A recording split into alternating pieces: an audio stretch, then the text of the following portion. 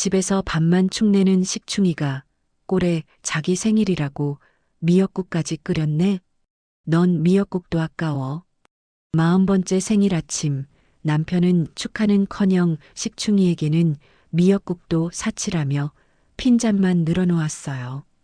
배신감에 치가 떨리던 순간 시어머니가 제게 전화를 걸어왔습니다.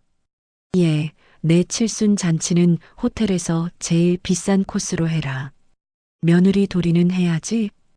돈 한 푼 없는 저를 벼랑 끝으로 내모는 모자. 하지만 그들은 몰랐습니다. 제 주머니 속에 남편의 파멸을 불러올 핵폭탄급 카드가 들어있다는 사실을요. 상간녀의 카드로 시어머니 칠순잔치 생색낸 며느리의 통쾌한 반란. 지금 시작합니다. 여러분은 일거수일투족 감시당해 본 경험이 있으신가요? 결혼 생활이라는 이름으로 포장된 그 지옥 같은 시간 속에서 제 자존감은 바닥을 뚫고 지하 깊은 곳까지 처박혀 있었습니다. 남편이라는 작자는 세상 둘도 없는 짠돌이었는데 단순히 아끼는 수준을 넘어서 사람 피를 말리는 재주가 탁월한 인간이었어요. 화장실 휴지를 쓸 때도 칸수를 세서 쓰게 할 정도였으니까요. 3칸 이상 뜯으면 화장실 문 밖에서 지금 휴지 굴러가는 소리가 너무 긴 거 아니야? 라며 소름 끼치는 잔소리를 해대곤 했죠. 그런 인간과 한 집에서 숨쉬고 산다는 게 얼마나 끔찍한 일인지 겪어보지 않은 사람은 상상조차 하기 힘들 거예요. 남편이 제게 던져주는 한 달 생활비는 딱 100만 원이었어요. 요즘 물가에 그 돈으로 뭘 할 수 있겠냐고 반문하시겠지만 그 인간은 그 돈 안에 공과금이며 식비, 아이 학원비, 경조사비, 심지어 제품이 유지비까지 다 포함되어 있다고 뻔뻔하게 우기곤 했답니다. 말이 안 되는 금액이라는 걸 알면서도 저는 매번 그 말도 안 되는 미션에 성공하기 위해 아등바등거려야 했어요. 부족한 돈은 언제나 친정엄마가 몰래 찔러주신 돈으로 충당했죠. 엄마는 적금을 붓는 것 마냥 매달 이체를 해주시며 사위 기죽이지 마라. 네가 아껴 쓰면 되지 않냐라고 말씀하셨지만 사실 그 돈은 사위기를 살리는 게 아니라 제 목숨줄을 연명하는 산소호흡기나 다름없었답니다. 엄마의 그 피 같은 돈 50만 원이 없었다면 저는 아마 진작에 굶어 죽었거나 말라 비틀어졌을 테니까요. 사건의 발단은 제 40번째 생일 아침이었어요. 여자는 40이 넘으면 인생의 2번째 막이 열린다고들 하잖아요. 그래서 저도 이번 생일만큼은 좀 특별하게 보내고 싶었는지도 몰라요. 큰맘 먹고 마트 마감 세일 때 사둔 한우 국거리를 꺼냈습니다. 노란색 할인 스티커가 덕지덕지 붙어 있었죠. 평소 같았으면 수입산 소고기도 벌벌 떨며 샀겠지만 그날은 제 생일이었으니까요. 냄비에 참기름을 두르고 고기를 볶는데 고소한 냄새가 온 집안에 퍼지자 왠지 모르게 가슴이 뭉클해지면서 우리 엄마 나 낳고 고생 많이 하셨는데 하는 생각이 들더라고요. 그리고는 진하게 우러나는 국물을 보며 잠시나마 행복한 상상에 잠겼었죠. 남편이 국물을 한 숟가락 뜨고는 오늘 국물 맛이 끝내주네. 생일 축하해라고 말해주는 그런 평범하고도 따뜻한 아침 식탁을 꿈꿨던 것 같아요. 하지만 그건 제 헛된 망상에 불과했답니다. 식탁에 앉은 남편은 국을 휘저어 보더니 대뜸 젓가락으로 고기 한 점을 집어 올려 눈앞에서 흔들어대기 시작했어요. 야, 이거 한우야? 때깔이 다른데? 너 미쳤어? 남편의 첫마디는 축하 인사가 아니라 비난이었죠. 저는 순간 당황해서 말문이 막혔지만 애써 웃으며 대답했어요. 오늘 내 생일이잖아. 마트에서 세일하길래 조금 샀어.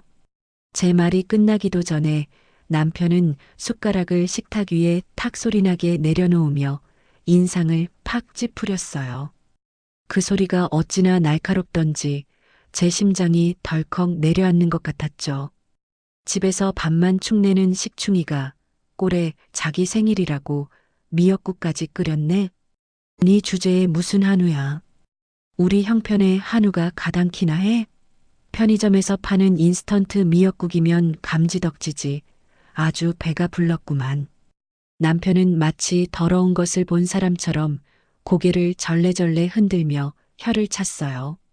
그 순간 10년 동안 쌓이고 쌓였던 서러움이 목구멍까지 차오르더라고요.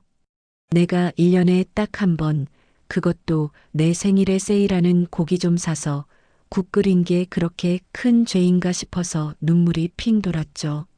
하지만 남편의 독설은 거기서 끝나지 않았어요.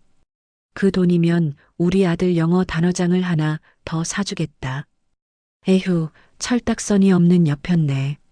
집에서 소뚜껑 운전이나 하는 주제에 씀씀이만 커져가지고 남편은 마치 저를 집안을 말아먹는 역적이라도 되는 양 몰아세웠어요. 그러더니 급기야 지갑을 꺼내 식탁 위에 툭 던져놓고는 매의 눈으로 저를 쏘아보며 말하더군요. 너 돈 관리 엉망으로 하지? 가계부 가져와봐. 너 자꾸 이런 식으로 허튼 돈 쓰면 다음 달부터 생활비 50만 원으로 확 줄여버린다. 정신 차리고 살아. 생활비 50만 원이라니요. 100만 원으로도 숨이 막혀 죽을 지경인데 거기서 반을 뚝 자르겠다니 이건 그냥 나가 죽으라는 소리나 다름없었죠. 옆에서 밥을 먹던 아이가 아빠의 고성에 놀라 숟가락을 멈추고 눈치를 보더니 조심스럽게 입을 열었어요. 아빠, 오늘 엄마 생일인데 왜 화내? 엄마가 우리 맛있는 거 해주려고 그런 건데. 아이의 그 한마디가 제 가슴을 후벼 팠어요. 저 어린 것도 엄마 생일인 걸 알고 분위기를 살피는데 41 먹은 남편이란 작자는 아이보다도 못한 인간이었으니까요. 그런데 남편은 아이의 말에 반성하기는커녕 오히려 아이에게까지 소리를 지르더라고요. 너 조용히 해. 엄마가 돈을 펑펑 써서 우리 집 망하게 생겨서 그래. 너도 나중에 커서 저렇게 살면 안 된다. 알았어? 아이가 겁을 먹고 울먹거리자 남편은 밥맛이 다 떨어졌다며 숟가락을 던지듯 놓고는 자리에서 벌떡 일어났어요. 그러고는 출근 준비를 하러 안방으로 들어가 버렸죠. 저는 덩그러니 남겨진 식탁 앞에 앉아 식어가는 미역국을 멍하니 바라보았답니다. 흐물흐물한 미역이 마치 제 처지 같아서 견딜 수가 없었어요. 내가 식충이인가, 내가 밥만 축내는 기생충인가 하는 자괴감이 밀려와 숨을 쉴 수가 없었죠. 남편이 현관문을 쾅 닫고 나가는 소리가 들리고 나서야 참았던 눈물이 댐 무너지듯 터져 나왔어요. 억장이 무너진다는 게 이런 기분일까요? 소리내어 울면 아이가 더 불안해할까봐 입을 틀어막고 끄끄거리며 울음을 삼켰는데 그럴수록 가슴속 응어리는 더 단단하게 굳어가는 것만 같았죠. 식탁 위에 놓인 한우 미역국은 이제 차갑게 식어버렸고 제 마음도 그 국물처럼 차갑게 얼어붙고 있었어요. 40번째 생일, 세상에서 가장 따뜻해야 할 아침 식탁이 저에게는 가장 비참하고 차가운 기억으로 남게 된 순간이었답니다. 눈물을 훔치며 식탁을 치우는데 창문으로 제 모습이 비치더라고요. 부스스한 머리에 늘어난 티셔츠, 그리고 눈물로 얼룩진 퉁퉁 부은 얼굴. 도대체 나는 누구를 위해, 무엇을 위해 이렇게 살고 있는 건가 하는 근원적인 질문이 머릿속을 맴돌았어요. 친정엄마가 보내준 50만 원을 아껴서 내 옷 한 벌 안 사입고 가족들 뒷바라지하며 살아온 지난 세월이 주마등처럼 스쳐 지나갔죠. 남편의 그 경멸 어린 눈빛과 네 주제라는 말이 귓가에 이명처럼 윙윙거렸습니다. 그때는 몰랐죠. 이 비참한 생일날 아침이 제 인생을 송두리째 뒤바꿀 거대한 사건의 서막이었다는 것을요. 단순히 남편의 짠돌이 짓에 당하고만 있는 바보 같은 아내의 이야기는 여기서 끝이 나야 했으니까요. 제 안에 무언가가 꿈틀거리기 시작한 건 아마도 차갑게 식어버린 그 미역국을 하수구에 쏟아버리던 그 순간부터였을 거예요. 더 이상은 이렇게 살 수 없다는, 아니, 이렇게 살아서는 안 된다는 서늘한 분노가 제 혈관을 타고 흐르기 시작했거든요. 그때 식탁 위에 올려둔 제 휴대전화가 요란하게 울리기 시작했습니다. 액정에 뜬 이름을 보니 시어머니. 아침 대바람부터 전화를 하신 걸 보니 분명 좋은 일은 아닐 거라는 불길한 예감이 들었죠. 남편이 출근하자마자 바통 터치하듯 걸려온 시어머니의 전화. 이것 또한 제 비극적인 생일날의 완벽한 레퍼토리 중 하나였답니다. 떨리는 손으로 통화 버튼을 누르며 저는 마음속으로 주문을 외웠어요. 제발 별일 아니기를, 제발 오늘은 그냥 넘어가 주기를. 하지만 세상은, 아니 시댁 식구들은 언제나 제 기대를 처참하게 배신하곤 했죠. 무거운 한숨을 삼키며 전화를 받았는데 수화기 너머에서는 제 안부는커녕 다짜고짜 지금 당장 집으로 튀어오라는 불호령만 떨어졌습니다. 아이를 데리고 시댁으로 가는 길은 그야말로 고난의 행군이었어요. 칭얼거리는 아이를 달래가며 버스를 2번이나 갈아타는 동안 제 등줄기에는 식은 땀이 줄줄 흘러내렸죠. 겨우 시댁 현관문을 열고 들어서자마자 소파에 비스듬히 누워 텔레비전을 보고 있던 시어머니는 저를 본체만체 하더니 대뜸 혀를 차며 빈손으로 왔냐는 타박부터 늘어놓으셨습니다. 어휴, 넌 시애미 집에 오면서 빈손으로 덜렁덜렁 들어오냐? 남들은 며느리가 철마다 보약이다 뭐다 해다 바친다는데 나는 전생에 무슨 죄를 지어서 저런 곰 같은 걸 며느리라고 들였는지 모르겠다. 시어머니의 독설은 예고편에 불과했고 본론은 그 뒤에 이어지는 칠순 잔치 이야기였어요.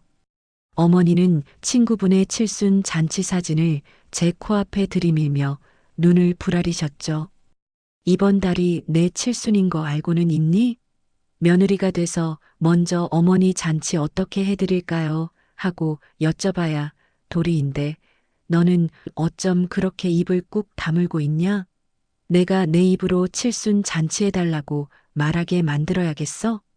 저는 죄송하다는 말만 반복하며 고개를 숙였지만 시어머니의 요구사항은 상상을 초월하는 수준이었습니다. 자기도 질 수 없다며 지역에서 제일 비싼 그랜드 호텔 연회장을 빌려야 한다는 거였죠. 내 친구 명자 할매 알지? 걔가 이번에 며느리한테 금팔찌를 받았다느니 호텔에서 뷔페를 쌌다느니 아주 자랑을 늘어놓는데 내가 배가 아파서 잠이 안 오더라. 나도 이번에 거기서 해야겠어. 식사도 제일 비싼 코스로 하고 밴드도 불러라. 내 친구들 다 부를 거니까 모냥 빠지게 준비할 생각은 추호도 하지 말고. 기가 막혀서 입이 다물어지지 않았지만 시어머니의 요구는 거기서 끝이 아니었어요. 이번 잔치에 입고 갈 옷이 없다며 청담동에 있는 유명한 한복집 이름을 줄줄 읊으시더니 거기서 최고급 맞춤 한복을 대여해오라고 못을 박으셨죠. 거기 원장님이 내 체형을 딱 알아서 기막히게 옷을 뽑아준다더라. 대여비가 좀 비싸긴 해도 칠순인데 그 정도는 해야지 않겠니? 며느리가 시애미 칠순에 한복 한 벌 못 해주면 그게 며느리냐? 남들이 욕해. 남편이 주는 생활비 100만 원으로 겨우 입에 풀칠하며 사는 형편의 호텔 잔치에 명품 한복이라니요. 이건 제 목에 칼이 들어와도 불가능한 일이었기에 저는 용기를 내어 사정해 보았습니다. 어머니, 그게 애 아빠가 주는 생활비로는 그 정도 규모는 힘들 것 같아요. 아시다시피 저희 형편이 넉넉지 않잖아요. 그이랑 상의해서 조금 더 실속 있게 준비하면 안 될까요? 하지만 제 말이 끝나기가 무섭게 시어머니는 들고 있던 리모컨을 바닥에 집어 던지며 소리를 지르셨고 그 기세에 눌려 저는 어깨를 움츠릴 수밖에 없었답니다. 뭐, 형편? 아, 우리 아들이 뼈 빠지게 벌어다주는 돈 다 어디다 쓰고 이제 와서 돈 타령이야? 네가 살림을 얼마나 개판으로 했으면 돈이 없다는 소리가 나와? 너 그 돈 다 빼돌려서 친정에 퍼다 날랐지? 시어머니는 저를 낭비벽 있는 여자를 넘어 도둑 취급까지 하며 모욕적인 언사를 퍼부으셨고 급기야 남편에게는 절대 비밀로 하라며 으름장을 놓으셨습니다. 우리 아들 회사 일하느라 머리 터지는데 이런 집구석 일로 스트레스 주면 가만 안 둔다. 네가 알아서 해결해. 며느리가 시어머니 칠순 하나 제대로 못 챙겨드리면 나가 죽어야지. 안 그래? 쫓겨나듯 시댁을 나와 집으로 돌아오는 길. 버스 맨 뒷자리에 앉아 창밖을 보는데 눈물이 하염없이 흘러내려 마스크가 축축하게 젖어버렸어요. 집에 도착해서도 멍하니 거실에 앉아 있다가 퇴근한 남편에게 지푸라기라도 잡는 심정으로 칠순 잔치 비용 이야기를 꺼냈죠. 하지만 남편의 반응은 시어머니보다 더하면 더했지 덜하지 않았어요. 남편은 넥타이를 거칠게 풀며 저를 한심하다는 듯 쳐다보며 말했습니다. 야, 너는 며느리가 돼서 시엄마 칠순 하나 못 챙겨드려? 네가 평소에 내가 준 생활비 아껴 썼으면 비상금 충분히 모았을 거 아냐? 맨날 돈 없다는 소리만 하고 지겹지도 않냐? 내가 밖에서 얼마나 힘들게 돈 버는지 알기나 해? 적반하장도 유분수지 생활비 100만 원 주면서 호텔 잔치 비용을 모아놨어야 한다는 남편의 기적의 논리에 말문이 막혔어요. 억울함에 가슴을 치며 항변하고 싶었지만 남편은 듣기 싫다며 안방문을 쾅 닫고 들어가 버리더군요. 결국 또 친정 엄마에게 손을 벌려야 하나 고민하며 밤늦도록 잠도 이루지 못하는 날들이 이어졌습니다. 며칠 후 새벽 2시가 넘어서야 도어록 비밀번호 누르는 소리가 들리더니 술에 잔뜩 취한 남편이 비틀거리며 들어왔어요. 남편은 거실 불이 꺼져 있어 제가 깨어 있는 줄도 모르고 거실 바닥에 대자로 뻗어 눕더니 주머니에서 휴대전화를 꺼내 누군가와 통화를 시작했어요. 그런데 그 목소리가 평소 저에게 하던 말투와는 전혀 딴판이어서 소름이 돋았죠. 지영아, 오빠 잘 들어왔어. 오늘 진짜 재밌었지? 아까 먹은 와인 맛있더라. 우리 지영이 입술처럼 달콤하던데? 순간 제 심장이 덜컥 내려앉는 것 같았어요. 귀를 의심하며 숨소리조차 내지 못하고 남편의 입에서 나오는 말들에 온 신경을 집중했죠. 지영이라는 낯선 여자의 이름과 남편 입에서 나온 사랑해라는 말은 10년 결혼 생활 동안 저에게는 단 한 번도 해주지 않았던 다정한 말이어서 피가 거꾸로 솟는 기분이었습니다. 손이 부들부들 떨리고 머릿속이 하얗게 변해버렸지만 저는 여기서 무너지면 안 된다는 생각에 입술을 깨물며 정신을 똑바로 차렸어요. 통화 내용은 계속 이어져 제 가슴을 후벼 팠죠. 응? 내 양복 주머니에 네 카드가 있다고? 아, 맞다. 아까 계산할 때 헷갈려서 내가 넣었나 보다. 미안해. 우리 예쁜이 놀랐어? 걱정 마. 다음 주에 꼭 갖다 줄게. 이번 주는 예쁜이 남편 한국 들어온다고 했지? 다음 주에 만나자. 오빠가 사랑하는 거 알지?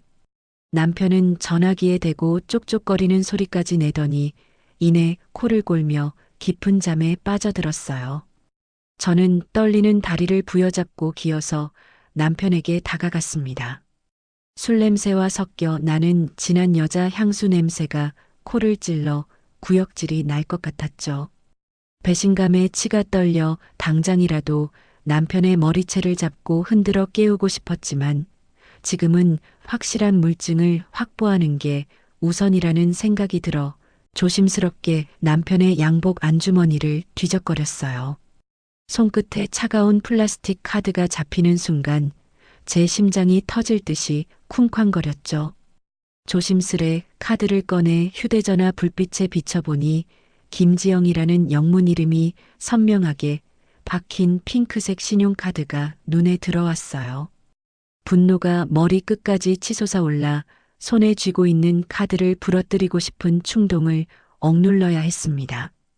마누라는 세일하는 한우 국거리 사는 것마저 벌벌 떨게 만들어 놓고 밖에서는 상간녀와 와인을 마시며 희희낙낙했다는 사실이 너무나 끔찍하고 더러워서 견딜 수가 없었거든요. 저는 잠시 고민하다가 제 지갑을 열어 색깔과 디자인이 비슷한 마트 포인트 카드를 꺼냈습니다. 다행히 어두운 곳에서 보면 구별이 잘 안 될 정도로 비슷한 색상이어서 남편 주머니에 제 포인트 카드를 슬쩍 밀어넣고 상간녀의 카드는 제 주머니 속으로 챙겨 넣었답니다. 차가운 카드의 감촉이 제 허벅지를 찔러왔지만 그보다 더 차가운 복수심이 제 가슴 속에서 활활 타오르고 있었기에 두려움 따위는 느껴지지 않았어요. 지영아, 오빠가 다 해줄게. 걱정 마. 잠꼬대까지 해대는 남편을 내려다보며 저는 이를 악물고 눈물을 닦아내며 다짐했죠. 그래, 네가 그렇게 끔찍하게 아끼는 지영이 카드, 내가 아주 요긴하게 써줄게. 시어머니 칠순 잔치? 그래, 원하시는 대로 최고급 호텔에서 아주 성대하게 치러드려야지. 네가 사랑하는 지영이가 쏘는 거니까 얼마나 기뻐하시겠니? 네가 내 눈에서 눈물 나게 했으니까 나도 네 눈에서 피눈물 쏟아지게 만들어줄게. 어둠 속에서 저는 남편의 얼굴을 내려다보며 서늘한 미소를 지었어요. 이제 더 이상 예전에 바보 같던 며느리도 순종적인 아내도 아니었습니다. 눈물은 말라버렸고 그 자리엔 시퍼런 도끼만이 남아 저를 지탱하고 있었죠. 내 인생을 갉아먹은 대가, 이제부터 톡톡히 치르게 해줄 테니까 각오해. 칠순 잔칫날 계산서 앞에 선 네가 어떤 표정을 지을지 벌써부터 기대가 돼서 심장이 두근거리네. 저는 상간녀의 카드를 꽉 움켜쥐며 밤새 잠들지 못하고 뜬 눈으로 창밖이 밝아오는 것을 지켜보았습니다. 동이 트자마자 시작될 나의 처절하고도 통쾌한 복수극, 그 서막이 오르고 있다는 생각에 묘한 전율마저 느껴졌어요. 이제 곧 날이 밝으면 저는 시어머니에게 전화를 걸어 세상에서 가장 상냥한 목소리로 호텔을 예약하겠다고 말할 거예요. 뜬 눈으로 밤을 지새우고 맞이한 아침 햇살은 유난히도 눈부셨지만 제 마음속은 이미 차가운 겨울바다 한가운데에 떠있는 빙하처럼 꽁꽁 얼어붙어 있었어요. 옆에서 세상 모르고 코를 골며 자고 있는 남편을 보니 당장이라도 베개로 얼굴을 눌러버리고 싶은 충동이 일었지만 저는 그 끓어오르는 분노를 꾹꾹 눌러 담으며 부엌으로 향했답니다. 저는 북어를 물에 불리고 콩나물을 다듬으며 해장국을 끓이기 시작했어요. 보글보글 끓어오르는 국물 냄새가 온 집안에 퍼질 때쯤 부스스한 얼굴로 일어난 남편이 식탁에 앉으며 속 쓰려 물 좀 줘라며 손을 내미는데 그 뻔뻔한 모습에 헛웃음이 나올 지경이었죠. 저는 뜨거운 북엇국을 남편 앞에 탁 소리나게 내려놓으며 아무 일도 없었다는 듯 하지만 뼈가 있는 질문을 툭 던졌어요. 어제 많이 마셨나 봐? 거래처 접대라더니 새벽까지 고생이 많았네. 근데 그 거래처 사람은 잘 들어갔대? 여자 목소리 들리는 것 같던데. 제 말에 숟가락을 들던 남편의 손이 멈칫하더니 이내 눈을 동그랗게 뜨고는 펄쩍 뛰며 소리를 지르는 게 아니겠어요? 아, 너 지금 무슨 소리 하는 거야? 비즈니스 하는데 여자가 어딨어? 다 남자들이지. 네가 사회생활을 안 해봐서 모르나 본데 접대 자리에 여자 있으면 일 못해. 괜한 의심하지 말고 밥이나 차려. 얼굴이 벌개져서 소리치는 꼴을 보니 도둑이 제발 저린다는 속담이 딱 들어맞는 상황이었죠. 저는 속으로 그래, 어디까지 거짓말 하나 보자 하며 싸늘하게 웃었답니다. 남편은 허겁지겁 국을 마시듯 먹어치우고는 제 눈을 피하며 도망치듯 출근해 버렸어요. 현관문이 닫히는 소리와 함께 저는 주머니 속에 넣어두었던 핑크색 신용카드를 꺼내 들었죠. 저는 결심을 굳히며 곧장 시어머니에게 전화를 걸었습니다. 어머니, 저예요. 저번에 말씀하신 칠순 잔치요. 제가 곰곰이 생각해 보니 어머니 말씀이 100번 옳더라고요. 평생 고생하셨는데 한 번뿐인 칠순, 남부럽지 않게 해드려야죠. 수화기 너머로 잠시 정적이 흐르더니 이내 시어머니의 목소리가 하이톤으로 바뀌며 콧노래에 섞인 대답이 들려왔어요. 어머 얘, 너 드디어 정신을 차렸구나. 그래, 그래야 내 며느리지. 그럼 호텔 예약하는 거니? 한복도? 네, 그럼요. 어머니 원하시는 그랜드 호텔 제일 큰 연회장으로 예약할게요. 음식도 제일 비싼 스페셜 코스로 하고요. 어머니 친구분들 기죽일 수 있게 밴드랑 스냅 사진 기사님까지 풀옵션으로 부르겠습니다. 한복도 청담동 가서 제일 비싼 걸로 맞추세요. 제가 다 알아서 할게요. 제 말에 시어머니는 아이고, 우리 며느리 최고다. 친구들한테 얼른 자랑해야겠다. 라며 덩실덩실 춤이라도 출 기세로 전화를 끊으셨고, 저는 그 길로 호텔 예약실에 전화를 걸어 지체 없이 예약을 진행했답니다. 네, 인원은 30명이고요. 식사는 1인당 15만원짜리 VIP 코스로 해주세요. 네, 꽃장식이요? 당연히 생화로 가장 화려하게 해주셔야죠. 추가 비용 상관없으니까 무조건 최고급으로만 부탁드려요. 전화기를 붙들고 예약을 확정 짓는 제 목소리에는 망설임이 없었고 오히려 금액이 올라갈수록 가슴 한구석이 뻥 뚫리는 듯한 쾌감이 느껴졌어요. 15만 원짜리 식사 코스가 남편의 목을 조르는 밧줄이 될 거라 생각하니 웃음이 절로 나왔거든요. 대망의 칠순 잔칫날이 밝았고 시어머니는 청담동에서 대여한 금실 자수가 놓인 화려한 한복을 입고 입이 귀에 걸린 채 호텔 로비에 등장하셨습니다. 친구분들이 도착할 때마다 시어머니는 아들 어깨를 감싸 안으며 으스대셨죠. 이거 다 우리 아들이 준비한 거야. 호텔 음식도 제일 비싼 걸로 했대. 호호호, 자식 농사 잘 지었지 뭐니. 하객들은 아들이 능력이 좋은가 봐 하며 부러워했고 그 옆에 서 있던 남편은 속으로는 돈 걱정에 식은땀을 흘리면서도 겉으로는 어깨에 힘을 잔뜩 주고 허세를 부리더라고요. 아, 예. 뭐 어머니 칠순인데 이 정도는 기본이죠. 편하게들 드십시오. 제가 다 계산합니다. 하하. 남편이 제 옆구리를 쿡 찌르며 야, 이거 얼마짜리야? 너무 비싼 거 아니야? 라고 귓속말로 속삭였어요. 하지만 저는 생글생글 웃으며 당신 기 살려주려고 내가 신경 좀 썼어. 걱정 말고 즐겨라고 안심시켰습니다.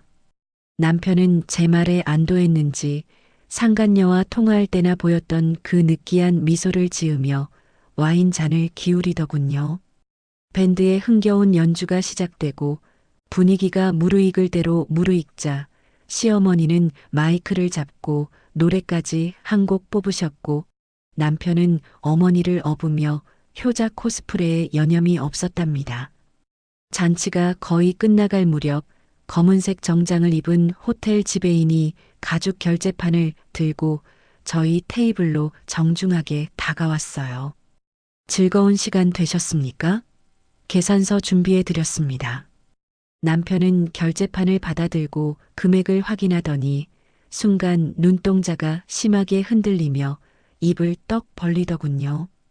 결제판에 찍힌 금액은 자그마치 720만 원. 남편의 월급 2달치가 넘는 거금이었죠.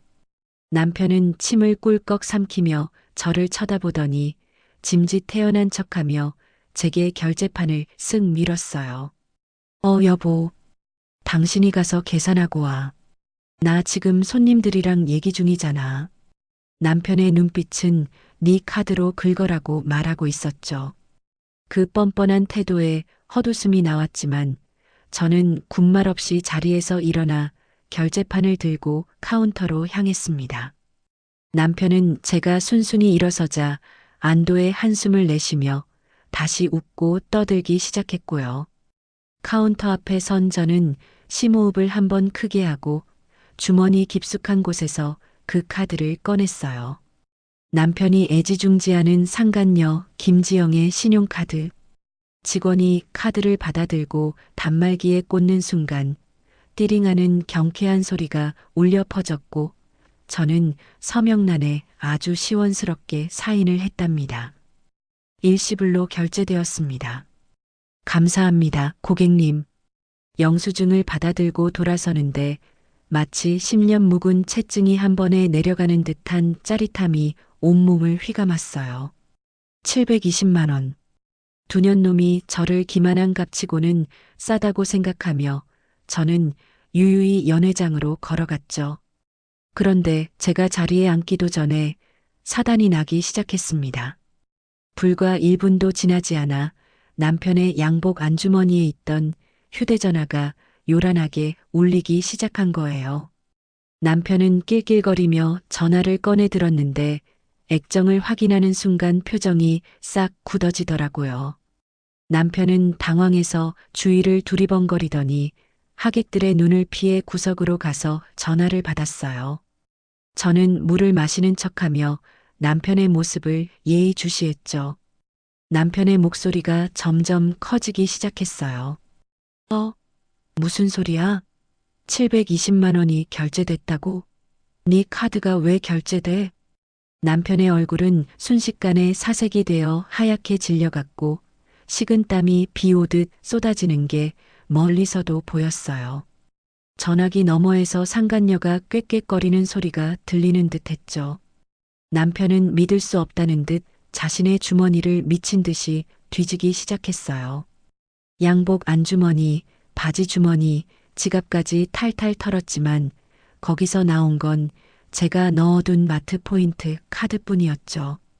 남편의 손이 부들부들 떨리기 시작했고 초점 잃은 눈동자가 허공을 헤매다가 이내 저와 딱 마주쳤습니다. 저는 그 순간을 놓치지 않고 남편을 향해 세상에서 가장 우아하고 여유로운 미소를 지어 보였답니다. 입모양으로 왜 그래? 라고 묻는 제 표정은 너무나도 천진난만해서 남편은 혼란스러움에 머리를 감싸쥐더군요. 아니, 이게 무슨 말도 안 돼. 내가 귀신에 홀렸나? 남편은 다리가 풀렸는지 벽을 짚고 비틀거렸고 그 모습을 보며 저는 속으로 쾌재를 불렀어요. 어때? 네가 사랑하는 지영이가 쏘는 칠순 잔치 밥맛이? 그때 아무것도 모르는 시어머니가 흥에 겨워 남편에게 다가가 등짝을 후려치며 소리치셨어요. 아, 우리 아들 최고다. 밥도 잘 먹었으니 이제 2차 가야지. 노래방 예약해라. 오늘 밤새 놀아보자. 남편은 울상이 되어 엄마, 저 지금 급한 일이 라고 변명하려 했지만 시어머니는 막무가내로 남편의 팔을 잡아 끌며 친구들 틈으로 데려갔어요. 720만 원 결제 문자를 받고 길길이 날뛰고 있을 상간녀, 영문도 모른 채 멘붕에 빠진 남편, 그리고 철없이 노래방 타령을 하는 시어머니. 이 완벽한 불협화음 속에서 저는 승자의 미소를 지으며 관망했죠. 칠순잔치의 여흥이 채 가시기도 전에 돌아오는 차 안의 공기는 마치 시베리아 벌판 한가운데에 버려진 것처럼 차갑고 무거웠어요. 조수석에 앉은 남편의 손은 덜덜 떨리고 있었고 이마에는 식은땀이 송골송골 맺혀 있었죠. 시어머니를 댁에 모셔다 드리고 우리 세 식구만 남게 되자 남편의 불안감은 극에 달한 듯 보였어요. 백미러로 힐끔힐끔 저를 쳐다보는 눈빛이 어찌나 초조해 보이던지 마치 도살장에 끌려가는 소 같더라고요. 여보, 아까 계산할 때 뭐 이상한 거 없었어? 남편이 마른 침을 꿀꺽 삼키며 조심스럽게 물어왔어요. 목소리가 기어 들어가는 게 아주 가관이었죠. 저는 창밖을 바라보며 짐짓 아무것도 모르는 척 연기를 시작했답니다. 응? 이상한 거라니? 계산 아주 깔끔하게 잘 됐는데? 영수증도 잘 챙겨뒀고. 왜? 뭐 문제 있어? 제 태연한 대답에 남편은 안절부절 못하며 입술을 달싹거렸어요. 아마 속으로는 분명 내 주머니에 있던 카드로 긁었는데 왜 아내는 아무렇지 않지? 하고 수만 가지 생각이 오갔을 거예요. 하지만 참아야. 너 내 내연녀 카드로 긁었지? 라고 따져 물을 수는 없었겠죠. 그 말을 하는 순간 스스로 불륜을 자백하는 꼴이 되니까요. 벙어리 냉가슴 앓는다는 게 딱 이런 상황을 두고 하는 말 아니겠어요? 저는 속으로 쾌재를 부르며 남편의 속을 더 뒤집어 놓기로 작정했답니다. 아, 맞다. 당신 아까 밥 먹을 때 전화 왔었잖아. 누구야? 표정이 엄청 안 좋아 보이던데. 회사 일이야? 아니면 혹시 여자? 제가 여자라는 단어를 꺼내자마자 남편은 기겁을 하며 소리쳤습니다. 무슨 여자야? 그냥 거래처 김 부장님이야. 일 때문에 골치 아픈 일이 좀 생겨서 그래. 신경 꺼. 남편은 과민 반응을 보이며 소리를 버럭 질렀지만 저는 피식 웃으며 더 이상 대꾸하지 않았답니다. 집에 도착할 때까지 남편은 계속 휴대전화를 만지작거리며 누군가의 눈치를 보는 게 역력했어요. 집에 도착하자마자 남편은 옷도 갈아입지 않고 식탁 의자에 주저앉았어요. 저는 아이를 방에 들여보내고 식탁 위에 냉수 한 잔을 올려놓으며 남편 맞은편에 앉았죠. 여보, 물 한 잔 마셔. 남편은 떨리는 손으로 물잔을 집어들었지만 마시지는 못하고 만지작거리기만 했어요. 저는 남편의 눈을 똑바로 쳐다보며 돌직구를 날렸답니다. 아까 전화 온 사람 지영이 맞지? 푸. 남편은 마시려던 물을 식탁 위에 뿜어버렸어요. 사례가 들려 콜록거리면서도 눈은 저를 향해 휘둥그레졌죠. 너 지금 뭐라고 했어? 지영이라니? 그게 누구야? 나 모르는 사람이야. 남편은 얼굴이 빨개져서 펄쩍 뛰며 발뺌을 해댔습니다. 저는 그런 남편을 한껏 비웃으며 김지영의 핑크색 카드를 꺼내 식탁 위에 탁 소리나게 내려놓았어요. 그 순간 남편의 눈동자가 흔들리며 카드를 응시하는데 마치 귀신이라도 본 듯 공포에 질린 표정이었죠. 이거 당신 양복 안주머니에 있었어. 내가 세탁소 맡기려다가 발견했지 뭐야. 이름 참 예쁘네, 김지영. 누구야? 회사 경리? 아니면 술집 여자?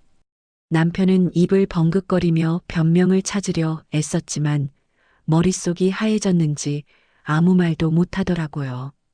저는 쐐기를 받기 위해 휴대전화를 꺼내 그날 새벽에 녹음해둔 통화 내용을 재생했어요. 지영아, 오빠 잘 들어왔어. 사랑해. 다음 주에 만나. 남편의 목소리가 적나라하게 거실에 울려 퍼지자 남편은 털썩 주저앉으며 고개를 떨구었어요. 더 이상 발뺌할 수 없는 명백한 증거 앞에서는 천하의 뻔뻔한 남편도 어쩔 도리가 없어 보였습니다. 여보, 그게 아니야. 실수였어. 그냥 술김에. 한 번만 봐줘. 남편은 무릎을 꿇고 제 다리를 붙잡으며 빌기 시작했어요. 하지만 저는 차가운 눈빛으로 그를 내려다보며 그동안 참아왔던 독서를 퍼부었답니다. 실수? 유부녀랑 바람 피우는 게 실수야? 당신 제비였니? 내가 10년 동안 뼈 빠지게 살림하고 애 키우는 동안 넌 밖에서 딴 여자랑 희희낙낙했구나. 내가 한우 국거리 사는 것도 벌벌 떨게 만들어 놓고 넌 상간녀랑 와인 마시고 다녔어? 너 진짜 쓰레기다. 남편은 제 말에 반박 한마디 못하고 미안해. 내가 잘못했어라며 싹싹 빌었지만 제 마음속 분노는 이미 걷잡을 수 없이 타오르고 있었어요. 내가 이 여자 남편한테도 다 알릴 거야. 그리고 당신 회사에도 대자보 붙일 거고, 시어머니한테도 우리 부모님한테도 다 말씀드릴 거야. 당신이 어떻게 사는지 세상 사람들이 다 알게 해줄게. 안 돼. 제발 그것만은. 회사 알면 나 잘려. 엄마 쓰러지셔. 여보, 제발. 내가 다 정리할게. 지금 당장 그 여자 번호 지울게. 남편은 울며 불며 제 바짓가랑이를 잡고 늘어졌지만 저는 매몰차게 뿌리치고 방으로 들어가 여행 가방을 꺼냈어요. 정리? 웃기지 마. 이미 늦었어. 난 당신이랑 더 이상 못 살아. 이혼해. 저는 옷가지를 대충 챙겨 넣고 아이를 데리고 나왔어요. 남편이 현관문 앞을 가로막으며 안 돼. 못 가. 가면 다시는 안 받아줄 거야. 라며 협박까지 했지만 저는 코웃음을 치며 그를 밀쳐냈죠. 안 받아줘? 고맙네. 나도 다시는 이 지옥 같은 집에 발 들릴 생각 없으니까. 법원에서 보자.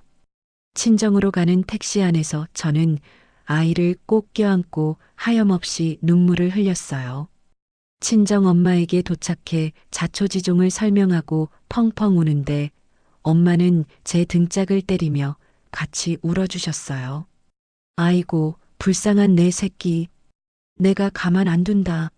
당장 가서 머리끄덩이를 잡아 뽑아버릴 거야. 엄마의 분노에 찬 목소리를 들으니 오히려 마음이 조금 진정되더라고요. 저는 눈물을 닦고 변호사 사무실을 검색하기 시작했어요. 이혼 소송, 상간녀 위자료 청구 소송. 제가 해야 할 일들이 산더미처럼 쌓여 있었으니까요. 다음 날 아침 저는 가장 유능하다는 이혼 전문 변호사를 찾아갔습니다. 변호사님께 남편의 외도 증거인 녹음 파일, 카드 영수증, 그리고 제가 찍어둔 사진들을 모두 제출했죠.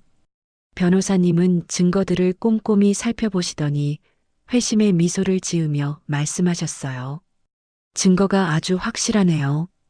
이 정도면 위자료는 물론이고 재산 분할에서도 유리하게 가져올 수 있습니다. 특히 상간녀 카드를 사용한 내역은 아주 강력한 무기가 될 겁니다.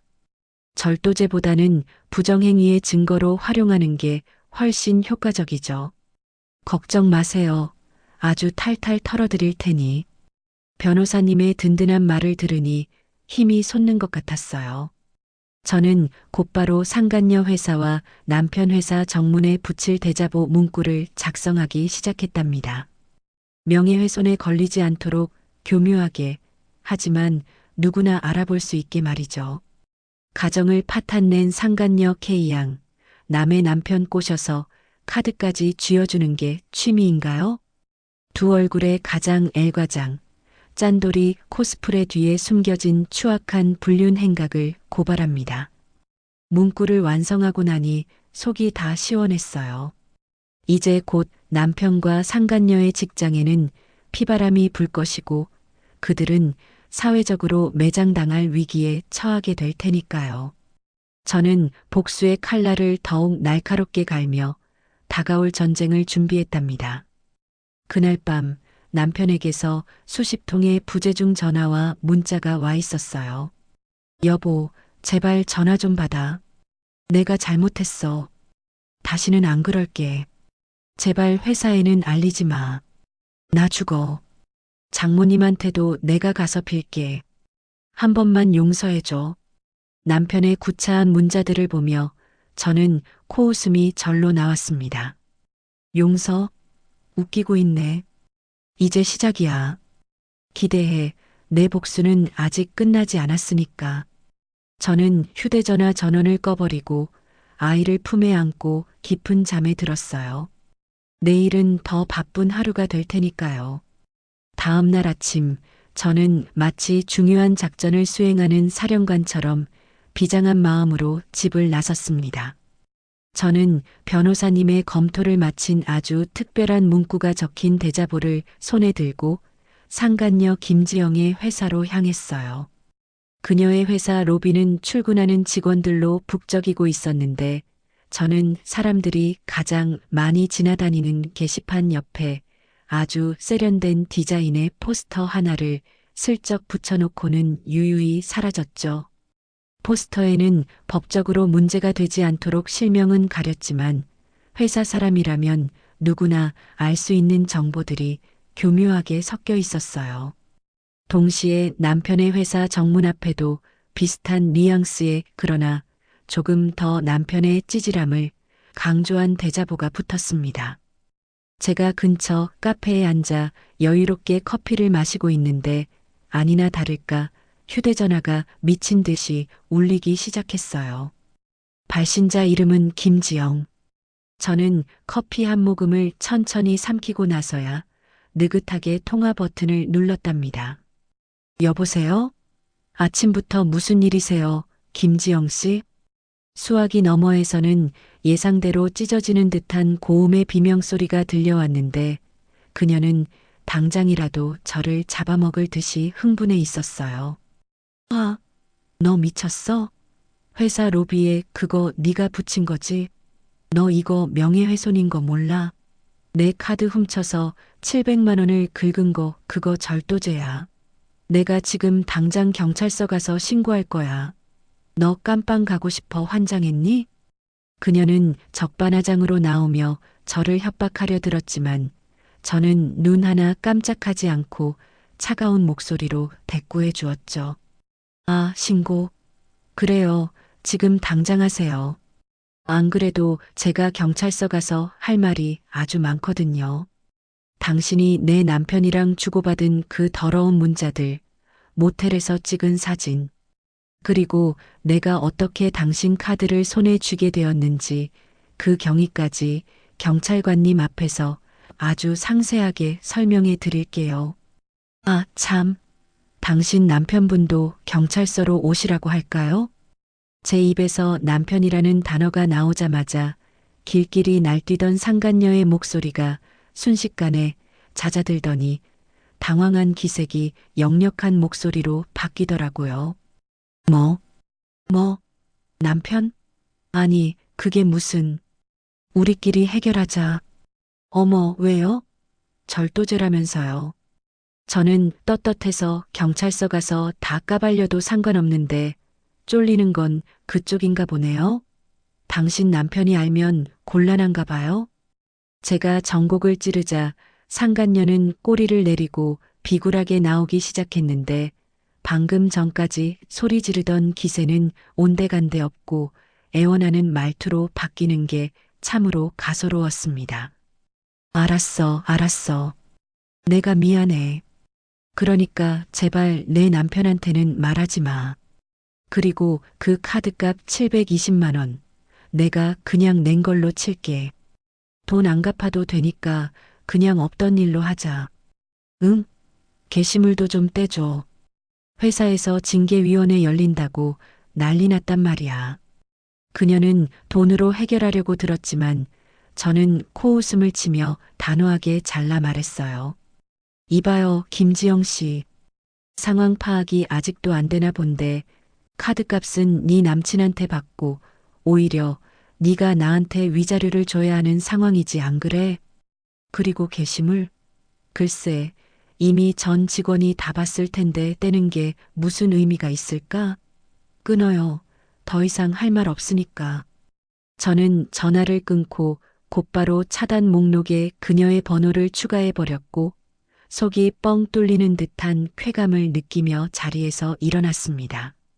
그런데 집에 돌아와 보니 시어머니가 들이닥쳐 거실 한가운데에 대자로 드러누워 통곡을 하고 계시더라고요. 아이고, 내 팔자야. 며느리 하나 잘못 들어와서 내 아들 앞길을 다 망치네. 네가 어떻게 남편 회사에 그런 짓을 해? 남자가 살다 보면 바람 좀 피울 수도 있지. 그걸 가지고 동네방네 떠들어서 기를 죽여. 여자가 조신하지 못하게. 시어머니는 남편의 불륜 사실보다 아들이 회사에서 망신당한 게 더 억울하신 모양이었는데 저를 잡아먹을 듯이 노려보며 삿대질을 해대셨어요. 당장 가서 그거 떼고 와. 그리고 무릎 꿇고 빌어. 어디서 감히 하늘 같은 남편한테 대들어? 네가 못나서 남편이 밖으로 돈 거 아니냐? 그때 부엌에서 조용히 듣고 계시던 친정엄마가 굵은 소금이 가득 담긴 빨간 바가지를 들고 나오셨습니다. 엄마의 눈에서는 시퍼런 불꽃이 튀고 있었고 엄마는 망설임 없이 시어머니를 향해 소금을 촥 뿌리셨어요. 하얀 소금 알갱이들이 시어머니의 파마머리와 얼굴에 후두둑 떨어지며 따가운 소리를 냈죠. 재수없게 어디서 남의 귀한 딸 눈에 피눈물 나게 해놓고 큰 소리야? 당신 아들이 바람 피워서 내 딸 인생 망쳤는데 뭐 남자가 그럴 수도 있어? 그래. 그럼 당신 남편이 밖에서 딴 살림 차려도 조신하게 참고 살았겠네. 이 썩을 노인네야. 당장 내 집에서 나가. 엄마는 소금 바가지를 바닥에 내동댕이 치며 시어머니의 등을 떠밀었고 시어머니는 어머 사돈 미쳤어요? 라며 비명을 질렀지만 엄마의 기세에 눌려 결국 신발도 제대로 신지 못한 채 쫓겨나고 말았습니다. 현관문 밖으로 소금을 한 주먹 더 뿌리며 다신 오지 마. 올 거면 네 아들놈 데리고 와서 무릎 꿇려. 라고 소리치시는 엄마의 뒷모습을 보며 저는 왈칵 눈물이 쏟아졌고 엄마 품에 안겨 한참을 울었습니다. 한편 남편은 회사에 소문이 다 퍼져서 대기 발령 상태가 되었고 징계위원회 회부는 시간 문제라는 소식이 들려왔습니다. 평소 짠돌이 과장으로 불리며 깐깐하게 굴었던 탓에 동료들의 인심을 잃었던 남편은 이번 사건으로 완전히 조롱거리가 되어 왕따 신세가 되었다고 하더군요. 남편은 매일같이 제게 문자를 보내 애원하기 시작했어요. 여보, 나 진짜 죽을 것 같아. 회사 잘리면 나 어떡하라고. 제발 소송만 취하해줘. 내가 평생 속죄하며 살게. 지영이가 나한테 소송한다고 난리야. 나갈 데도 없어. 제발 문 좀 열어줘. 하지만 저는 그 문자들을 읽지도 않고 바로 삭제해버렸고 변호사를 통해 모든 대화를 차단했습니다.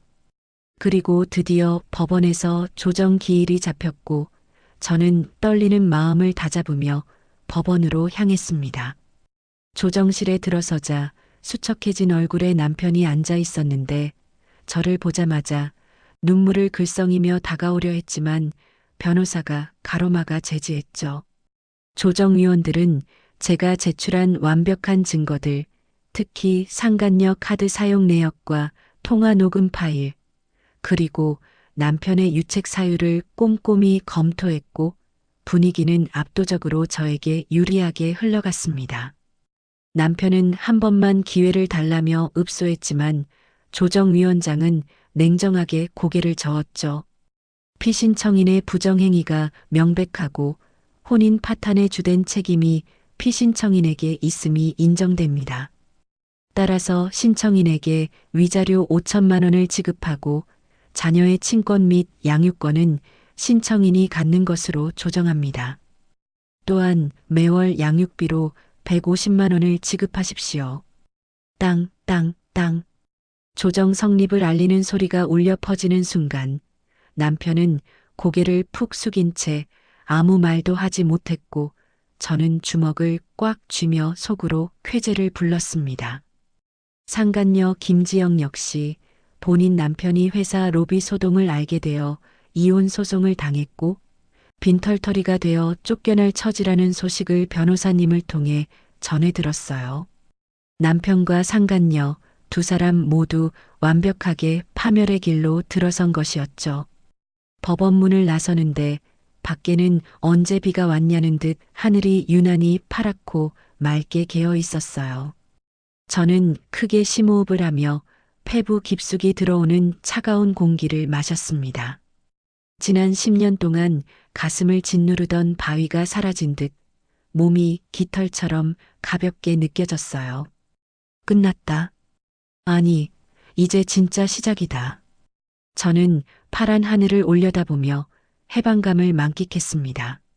남편의 감시도 시어머니의 구박도 없는 온전한 나로서의 삶이 저를 기다리고 있었으니까요.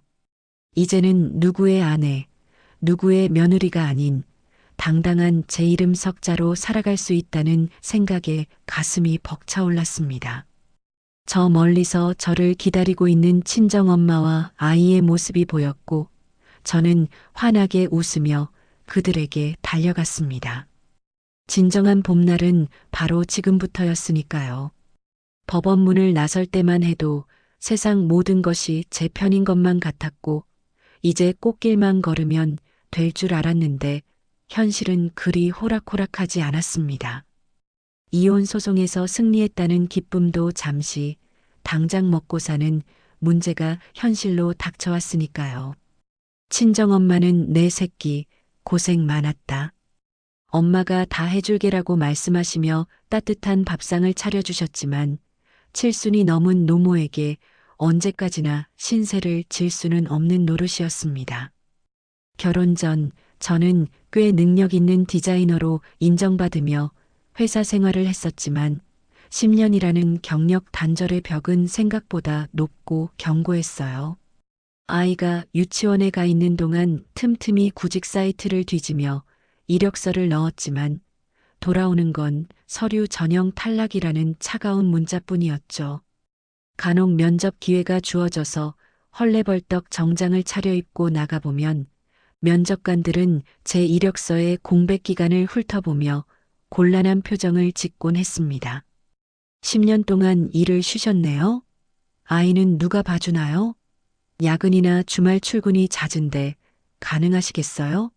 나이가 좀 있으셔서 젊은 친구들과 잘 어울릴 수 있을지 모르겠네요. 면접관들의 질문은 하나같이 제 가슴을 찌르는 비수 같았고 저는 친정어머니가 봐주십니다. 열심히 하겠습니다라고 필사적으로 대답했지만 결과는 언제나 불합격이었어요. 젊고 빠릿빠릿한 신입사원들과 경쟁하기에는 40세의 경력 단절 여성이라는 타이틀이 너무나도 무겁게 느껴졌어요. 면접을 보고 돌아오는 버스 안에서 유리창에 비친 제 초라한 모습을 보며 한숨만 푹푹 내쉬었죠. 내가 정말 사회에서 필요 없는 존재가 된 건가 하는 자괴감에 빠져들 때쯤 설상가상으로 아이에게 문제가 생기고 말았습니다. 어느 날 밤 아이가 갑자기 고열에 시달리며 복통을 호소하기 시작한 거예요. 체온계는 39도를 넘나들었고 아이는 식은땀을 흘리며 끙끙 앓았어요. 엄마, 배 아파. 너무 아파. 아이는 고통스러워하며 제 손을 꼭 잡았고 저는 겁에 질려 아이를 업고 응급실로 뛰어갔습니다. 검사 결과 의사 선생님은 스트레스성 급성 위염과 장염이 겹쳤다고 진단하시더라고요. 최근에 아이가 심리적으로 큰 충격을 받거나 스트레스를 받은 일이 있나요? 면역력이 많이 떨어져 있고 심리적인 요인이 커 보입니다. 의사 선생님의 말씀을 듣는 순간 제 가슴이 쿵 하고 내려앉았습니다. 아빠의 부재, 낯선 환경, 그리고 엄마의 불안한 모습들이 아이에게 고스란히 전해져 병이 된 건 아닐까 하는 죄책감이 밀려왔어요. 입원 수속을 밟고 링거를 꽂은 채 잠든 아이의 창백한 얼굴을 보며 저는 하염없이 눈물을 흘렸습니다. 며칠간의 입원 치료가 필요하다는 말에 병원비 걱정부터 앞섰어요. 통장 잔고를 확인해 보니 이혼 소송 비용과 이사 비용으로 목돈이 빠져나가고 남은 돈은 고작 몇십만 원 뿐이었거든요. 친정 엄마에게 또 손을 벌리기는 죽기보다 싫었고 카드로 결제하자니 다음 달 카드값이 막막하기만 했습니다. 병원 복도 의자에 앉아 한숨을 쉬며 머리를 감싸쥐고 있는데 불청객이 찾아왔어요. 바로 전 남편이었죠.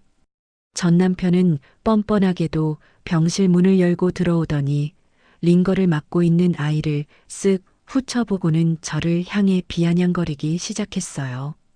쯧쯧, 애 꼬라지 좀 봐라. 네가 능력이 없으니까 애가 고생하는 거야. 양육권 가져가겠다고 큰 소리 치더니 꼴 좋다? 전 남편은 위로의 말은커녕 아이가 아픈 게 전적으로 제 탓이라며 몰아세웠어요. 저는 분노가 치밀어 올라 소리를 지르고 싶었지만 병실이라 꾹 참고 낮게 으르렁거렸죠. 당신이 무슨 자격으로 여기 와서 떠들어? 애가 왜 아픈지 몰라? 당신이 밖에서 딴짓하고 가정 파탄 내서 애가 스트레스 받은 거잖아. 당장 나가. 하지만 전 남편은 코웃음을 치며 주머니에서 봉투 하나를 꺼내 흔들어 보였어요. 야, 현실을 좀 직시해라. 너 지금 돈 없지? 병원비 낼 돈은 있냐? 내가 이거 줄 테니까 양육권 넘겨. 애한테는 아빠가 필요해. 내가 키우면 최고급 병실에 보약까지 다 해줄 수 있어. 너네 굶길 작정이야? 봉투 안에는 꽤 두툼한 현금이 들어있는 것 같았어요. 전 남편은 돈으로 저를 시험하려 들었고 아이를 볼모로 거래를 제안하고 있었죠. 순간적으로 제 마음이 흔들렸던 건 사실이에요. 당장 병원비도 없고 생활비도 막막한 상황에서 전 남편의 제안은 달콤한 유혹처럼 들렸으니까요. 내가 정말 능력이 없어서 아이를 고생시키는 건가? 차라리 아빠한테 보내는 게 아이를 위해 더 나은 선택일까? 하는 자괴감이 밀려와 괴로웠습니다. 하지만 저는 흔들리는 마음을 다잡으며 봉투를 쳐다보지도 않고 차갑게 말했어요. 돈으로 애를 사려고 해? 꿈도 꾸지 마. 내 새끼는 내가 알아서 키워. 굶어 죽어도 당신한테는 안 보내. 그 더러운 돈 가지고 당장 꺼져. 전 남편은 제 단호한 태도에 당황했는지 두고 보자. 네가 언제까지 버티나. 나중에 울고불고 매달려도 소용없어. 라며 병실을 나가버렸습니다. 전 남편이 나가고 나서도 저는 분이 풀리지 않아 씩씩거리고 있는데 이번에는 시어머니에게서 전화가 걸려왔어요. 받지 말까 하다가 혹시나 아이 걱정 때문인가 싶어 전화를 받았는데 역시나 기대는 산산이 조각났죠. 수화기 너머로 들려오는 건 걱정이 아니라 저주에 가까운 악담뿐이었으니까요. 너의 간수를 어떻게 했길래 애가 병원 신세를 져? 애미가 시원찮아서 애가 아픈 거야. 우리 집안대 끊어먹을 작정이냐? 당장 애 내놔. 네가 키우면 애 망쳐. 전 시어머니는 마치 제가 아이를 학대라도 한 것처럼 몰아세우며 양육권을 내놓으라고 소리를 지르셨어요. 며느리 탓, 여자 탓, 온갖 탓을 하며 제 가슴에 대못을 박으셨죠. 어머니, 아니 이제 남남이죠. 제 아이는 제가 잘 키우고 있으니 신경 끄세요. 그리고 다시는 전화하지 마세요. 스토킹으로 신고할 겁니다. 저는 떨리는 손으로 전화를 끊고 차단 목록에 번호를 추가했지만 가슴 속 응어리는 쉽게 풀리지 않았어요. 세상 모든 사람들이 저를 손가락질하며 너는 자격 없는 엄마야라고 비난하는 것 같아서 견딜 수가 없었거든요. 아이 병실로 돌아가지 못하고 병원 복도 구석진 의자에 앉아 저는 소리 죽여 울었습니다. 지나가는 사람들이 쳐다보는데도 눈물을 멈출 수가 없었어요. 10년 만에 찾은 자유가 이렇게 가혹할 줄은 몰랐습니다. 경제적인 무능력, 아이의 아픔, 전 남편과 시댁의 끊임없는 괴롭힘. 이 삼중고 속에서 저는 점점 작아지고 있었고, 과연 제가 이 시련을 이겨내고 아이를 지킬 수 있을지 두려움이 엄습해 왔습니다. 어두운 병원 복도 창밖으로 보이는 도시의 불빛들은 화려하게 반짝이는데 제 앞날은 캄캄한 터널 속에 갇힌 것만 같았어요. 엄마라는 이름의 무게가 천근만근 어깨를 짓누르며 저는 깊은 무력감에 빠져들고 있었답니다. 하지만 이대로 주저앉을 수는 없었어요. 병실 안에서 저만 기다리고 있을 아픈 아이를 위해서라도 저는 다시 일어서야만 했으니까요. 눈물을 닦고 심호흡을 하며 저는 다시 한번 주먹을 꽉 쥐었습니다. 병실로 돌아와 잠든 아이의 이마를 짚어보니 다행히 열이 조금 내린 것 같아 안도의 한숨을 내쉬었습니다. 아이의 곤히 잠든 얼굴을 보니 아까 전 남편이 했던 말이 귓가에 맴돌아 가슴이 미어지는 것 같았어요. 능력도 없는 게 애 고생시킨다는 그 말이 비수처럼 꽂혀 빠지질 않았거든요. 사실 틀린 말도 아니었으니까요. 당장 다음 달 생활비는커녕 이번 달 병원비조차 감당하기 힘든 게 제 현실이었으니까요. 하지만 전 남편에게 아이를 넘긴다는 건 상상조차 할 수 없는 일이었어요. 그 인간이 아이를 어떻게 키울지 뻔히 보였으니까요. 상간녀랑 시어머니 틈바구니에서 눈칫밥 먹으며 자랄 아이를 생각하니 차라리 내가 굶더라도 아이는 내가 지켜야겠다는 오기가 생기더라고요. 저는 아이의 손을 꼭 잡고 속삭였어요. 미안해. 엄마가 능력이 부족해서. 하지만 엄마가 널 세상에서 제일 행복하게 해줄게. 아빠 없어도 기죽지 않게 엄마가 2배, 3배로 더 노력할게. 그러니까 얼른 낳자, 우리 아들. 그때 제 손등 위로 아이의 따뜻한 눈물이 한 방울 뚝 떨어졌어요. 자는 줄 알았던 아이가 눈물을 흘리고 있었던 거예요. 아이는 눈을 뜨지 않고 가만히 제 손을 잡아주며 말했죠. 엄마, 울지 마, 내가 얼른 나을게. 아이의 그 한마디가 제 가슴을 후벼 팠어요. 저 어린 것도 엄마 마음을 다 알고 있었던 거예요. 제가 힘들까봐 아픈 티도 안 내려고 꾹 참고 있었던 거죠. 저는 너무 고맙고 미안해서 아이를 품에 안고 펑펑 울었어요. 아이의 체온이 제게 전해지며 차갑게 식어버렸던 제 마음에 다시 따뜻한 온기가 돌기 시작했어요. 그날 밤 저는 병실 보조 침대에 누워 잠든 아이를 바라보며 밤새 뒤척였어요.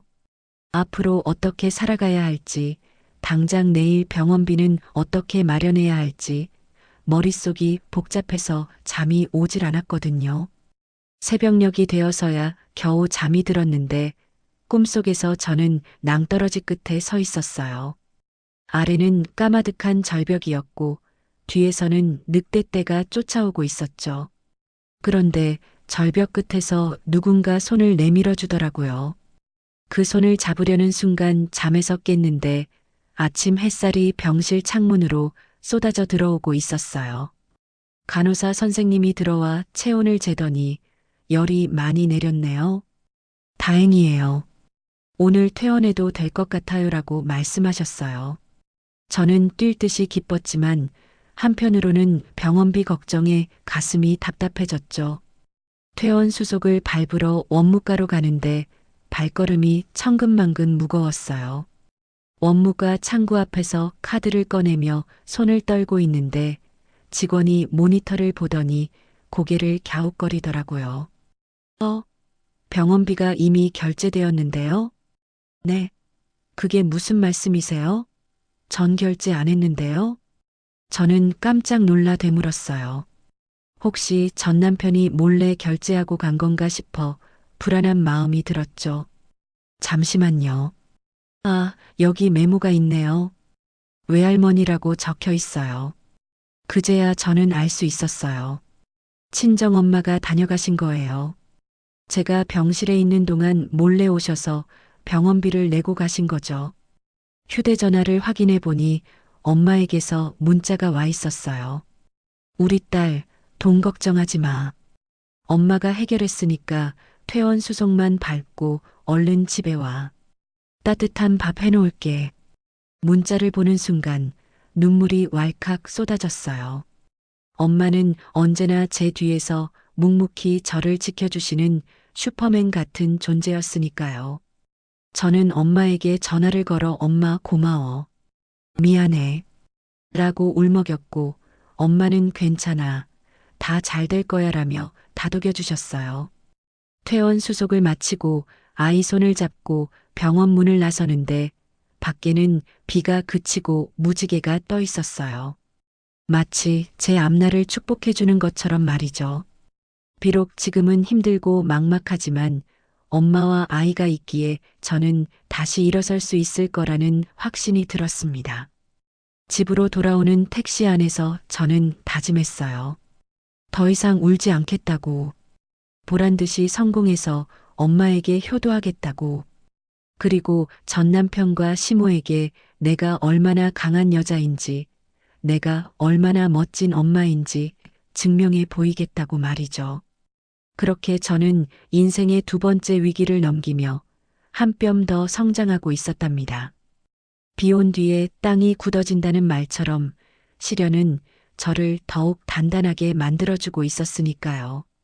이제 곧 찾아올 새로운 기회를 잡기 위해 저는 신발끈을 고쳐 매고 다시 달릴 준비를 마쳤습니다.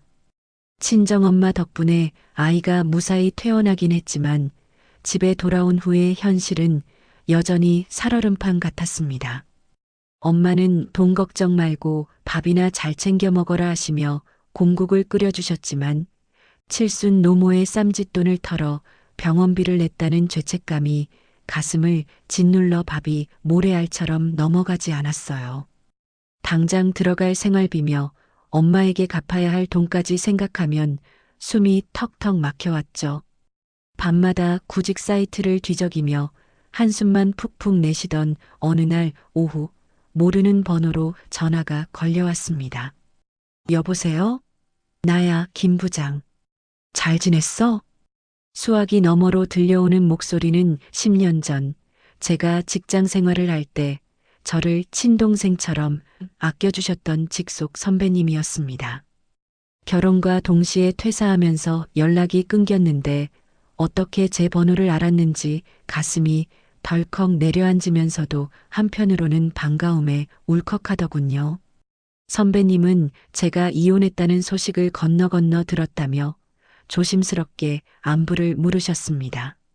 저는 차마 지금 빈털터리에 백수예요라는 말은 하지 못하고 그저 잘 지낸다고 얼버무리려 했죠. 하지만 선배님은 제 목소리에 섞인 물기를 단번에 알아채셨는지 지금 어디야? 잠깐 얼굴 좀 보자라며 집 근처 카페로 찾아오겠다고 하셨습니다. 30분 뒤 동네 카페에 나타난 선배님은 예전보다 흰머리가 조금 늘었지만 여전히 사람 좋은 미소를 짓고 계셨어요. 선배님은 따뜻한 유자차 한 잔을 제 앞에 놓아주시며 뜸 들이지 않고 본론을 꺼내셨습니다. 나 이번에 작은 무역회사를 하나 차렸어. 규모는 작지만 거래처는 꽤 탄탄해. 그런데 믿고 맡길 사람이 없네. 요즘 친구들은 툭하면 그만두고 숫자에 약해서 말이야. 내가 너 옛날에 경비 처리할 때 10원 단위까지 맞춰내던 그 꼼꼼함을 잊을 수가 없어서 연락했어. 나랑 같이 일해보지 않을래? 선배님의 제안은 제게 하늘에서 내려온 동아줄과도 같았습니다. 하지만 당장 아이를 돌봐줄 사람도 마땅치 않고 10년이라는 경력 공백이 너무 크게 느껴져 선뜻 대답하기가 두려웠습니다. 저는 고개를 숙이며 솔직하게 털어놓았습니다. 선배님, 저 지금 상황이 너무 안 좋아요. 아이가 이제 막 퇴원해서 엄마 손이 필요하고 제가 10년이나 쉬었는데 엑셀 함수 하나 기억 안 나요. 민폐만 끼칠까봐 겁나요. 제 말이 끝나기도 전에 선배님은 가방에서 봉투 하나를 꺼내 제 손에 쥐어주셨습니다. 이거 입사 보너스라고 생각해. 당장 급한 생활비부터 해결하고 어머니께 용돈이라도 좀 드려. 그리고 아이 문제 출퇴근 시간 조정해 줄 테니까 걱정 말고. 네가 능력 있는 거 내가 아는데 돈 몇 푼 때문에 내 재능 썩히는 거 못 본다. 와서 뼈 빠지게 일해서 회사를 키워주면 돼. 알았지? 선배님의 파격적인 조건과 따뜻한 배려에 저는 그 자리에서 펑펑 울고 말았습니다. 벼랑 끝에 서 있는 줄 알았는데 누군가 제게 손을 내밀어 주고 있었으니까요. 저는 눈물을 닦으며 선배님의 손을 꼭 잡고 말했습니다. 감사합니다. 정말 감사합니다. 저 진짜 목숨 걸고 일할게요. 시키는 거 다 할게요. 엑셀 책 사서 밤새워서라도 예전 감각 되찾겠습니다. 그날부터 저는 다시 직장인으로 돌아갔습니다. 아이 등하교와 식사는 친정 엄마가 든든하게 지원해 주셨고, 저는 아침 일찍 출근해 밤늦게까지 업무에 매달렸어요. 10년 만에 만져보는 무역 서류들이 낯설기도 했지만 저는 죽기 살기로 매달렸습니다. 영어 단어 하나하나 다시 찾아가며 이메일을 쓰고 거래처 목록을 정리하고 회계 장부를 맞추느라 눈이 빠질 지경이었지만 몸이 힘든 것보다 마음이 채워지는 기쁨이 더 컸습니다. 엄마나 누구의 아내가 아닌 오델이라는 제 직함으로 불리는 그 느낌이 저를 다시 숨쉬게 했으니까요. 제가 밤낮 없이 일하며 활기를 되찾아가자 집안 분위기도 달라졌습니다. 퇴근하고 돌아와 엄마 오늘 계약 하나 따냈다 라며 웃어주니 아이도 덩달아 밝아지더라고요. 아이는 우리 엄마 회사 다니니까 멋있다라며 엄지손가락을 치켜 세웠고 엄마의 당당한 모습을 보며 정서적으로 안정을 찾았는지 건강도 빠르게 회복되어 예전처럼 씩씩하게 뛰어놀게 되었죠. 반면 전 남편의 소식은 들려올 때마다 기가 찰 노릇이었습니다. 회사에서 불륜남으로 낙인 찍혀 왕따를 당하다가 결국 권고사직을 당했다는 소문이 돌더군요.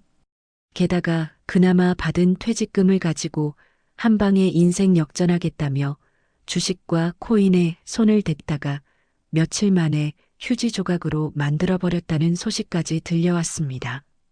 정말이지 구제불능이라는 말이 아까울 정도였죠. 그러다 보니 자연스레 양육비가 연체되기 시작했습니다. 약속한 날짜가 지났는데도 입금 알림은 울리지 않았고 전화를 걸어도 받지 않았죠. 며칠 뒤 전 남편에게서 문자 한 통이 띵 날아왔습니다. 야, 나 지금 백수야. 돈 없어. 취직하면 줄 테니까 기다려. 독촉하지 마. 예전 같았으면 어떡하지. 애 학원비 내야 하는데. 하며 발을 동동 구르거나 사정했겠지만 지금의 저는 달랐습니다. 회사에서 꼼꼼하게 업무를 처리하며 자신감을 되찾은 저는 더 이상 그에게 휘둘리는 약자가 아니었으니까요. 저는 답장 대신 바로 법적 절차에 들어갔습니다. 회사 법무팀 자문을 구해 인터넷으로 양육비 이행 명령 신청 방법을 검색해 서류를 작성하고 법원에 제출했죠. 법원에서 이행 명령 결정문이 날아갔을 텐데도 전 남편은 배째라 돈 없는데 어떡하냐는 식으로 나왔습니다. 저는 망설이지 않고 다음 단계인 감치 명령과 운전면허 정지 처분, 그리고 재취업한 것으로 추정되는 택배회사의 급여 압류까지 신청해 버렸습니다. 제 꼼꼼한 성격이 여기서 빛을 발했죠. 전 남편이 숨겨둔 쥐꼬리만 한 재산까지 탈탈 털어 압류를 걸었으니까요. 며칠 뒤 모르는 번호로 전화가 와서 받았더니 전 남편이 다급한 목소리로 소리를 지르더군요. 아, 너 진짜 독하다. 운전면허 정지되면 나 일도 못해. 밥줄 끊을 작정이야? 사람이 정도가 있어야지. 너무한 거 아니야? 저는 차분하게 서류를 넘기며 아주 차가운 목소리로 대꾸했습니다. 정도? 네가 내 아들 병원비 가지고 협박할 때는 정도가 있었니? 너 돈 없는 거 핑계인 거 다 알아. 어디서 술 마시고 놀 돈은 있고 자식 양육비는 없어? 면허 정지 풀고 싶으면 지금 당장 밀린 양육비랑 이자까지 쳐서 입금해. 안 그러면 다음은 출국 금지랑 명단 공개야. 알았어? 전 남편은 씩씩거리며 욕을 해댔지만 당장 밥벌이가 끊길 위기에 처하자 별 수 없었나 봅니다. 10분도 안 돼서 제 통장에 띵동하고 입금 알림이 울리더군요. 밀린 양육비 석 달치가 한꺼번에 들어온 것을 확인한 저는 다시 전 남편에게 전화를 걸어 마지막 쐐기를 박았습니다. 돈 들어온 거 확인했어. 앞으로 하루라도 늦으면 바로 압류 들어갈 거니까 딴 생각하지 마. 그리고 다시는 우리 앞에 나타나지 마. 내 눈에 띄면 접근 금지 신청까지 해버릴 거니까. 평생 죄인처럼 쥐 죽은 듯이 살아. 그게 네가 할 수 있는 유일한 속죄니까. 전화를 끊고 차단 버튼을 누르는데 손끝에서 짜릿한 전율이 느껴졌습니다. 10년 동안 저를 무시하고 억압했던 거대한 산을 제 손으로 완전히 무너뜨린 기분이었죠. 이제 그는 제 인생에 아무런 영향도 미치지 못하는 그저 스쳐 지나간 악연일 뿐이었습니다. 퇴근 후 저는 친정 엄마와 아이가 기다리는 집으로 향했습니다. 현관문을 열자 구수한 청국장 냄새가 저를 반겼고 아이가 엄마 하며 달려와 안겼어요. 엄마는 앞치마에 손을 닦으며 나오시더니 우리 오대리 왔어? 오늘도 고생했네. 얼른 씻고 밥 먹자라며 환하게 웃어주셨습니다. 그 평범한 저녁 풍경이 어찌나 눈물겹도록 행복하던지요. 저는 다이어리를 펼쳐 내일 할 일 목록을 적어 내려갔습니다. 오전 거래처 미팅 준비, 아이 학교 참관 수업 신청, 엄마 건강검진 예약. 평범하지만 소중한 일상들이 저를 기다리고 있었습니다. 더 이상 누군가의 눈치를 보며 500원짜리 콩나물 값에 벌벌 떨지 않아도 되는 살. 제가 번 돈으로 아이에게 맛있는 치킨을 사주고 엄마에게 예쁜 옷 한 벌 사드릴 수 있는 살. 이것이야말로 제가 꿈꾸던 진정한 행복이 아닐까 싶었습니다. 잠자리에 들기 전 저는 거울 속에 비친 저 자신을 향해 씩 웃어 보였어요. 눈가에는 옅은 주름이 생겼지만 눈빛만큼은 20대 시절보다 더 빛나고 있었죠. 이제 내일 아침이 오면 저는 또다시 당당한 커리어 우먼으로 그리고 강인한 엄마로 하루를 시작할 것입니다. 제 인생의 봄날은 바로 지금 이 순간부터 시작되고 있었으니까요. 계절이 4번 바뀌고 다시 봄이 찾아왔을 때 제 인생에도 완연한 봄 기운이 스며들고 있었습니다. 1년이라는 시간은 길다면 길고 짧다면 짧은 시간이지만 저에게는 마치 10년 묵은 때를 벗겨내고 새 살이 돋아나는 것 같은 기적 같은 변화의 시간이었죠.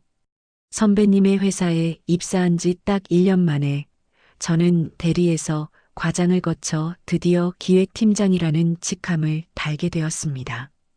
밤낮 없이 코피를 쏟아가며 오로지 제 실력으로 인정받았다는 사실이 저를 더욱 당당하게 만들어 주었죠.